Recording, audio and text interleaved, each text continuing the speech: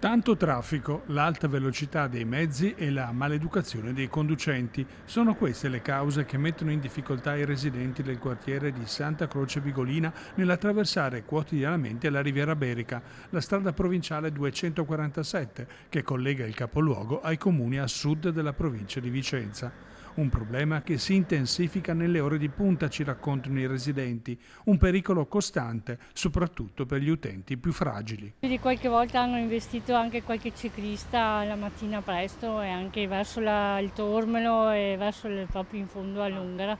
Cosa dovrebbero fare? Mettere degli autovelox o servono? Servono anche gli autovelox, però dovrebbero stare di non correre più di tanto. È pericoloso sì perché fanno tanta velocità. Sì, la gente esce dalla tangenziale e è tutta in colonna, però quando si arriva qua corrono come...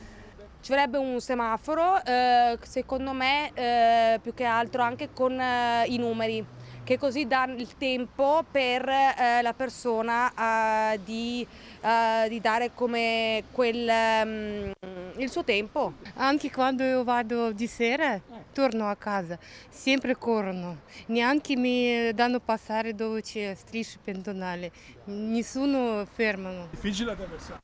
Sì, qualche volta sì, infatti, è molto pericoloso, non si ferma neanche nelle strisce, sinceramente. Sì, è vero, non si fermano, rimani lì sulle strisce anche 2-3 minuti, bisogna che fai finta di attraversare perché le macchine non si fermano e bisogna che stai attento che non siano al telefono perché ti tirano sotto.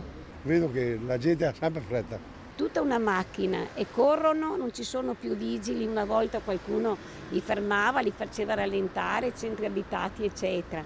E purtroppo non si vedono più i vigili, dicevano che c'era il vigile dei quartieri, anzi no, li ho visti entrare, mi hanno salutato, mi hanno lasciato anche il bigliettino, mi ha detto signora se ha qualche problema, però poi non li ho più visti, insomma, ecco, il guaio è che è troppo traffico e non si rallenta, non si rallenta, non si rallenta.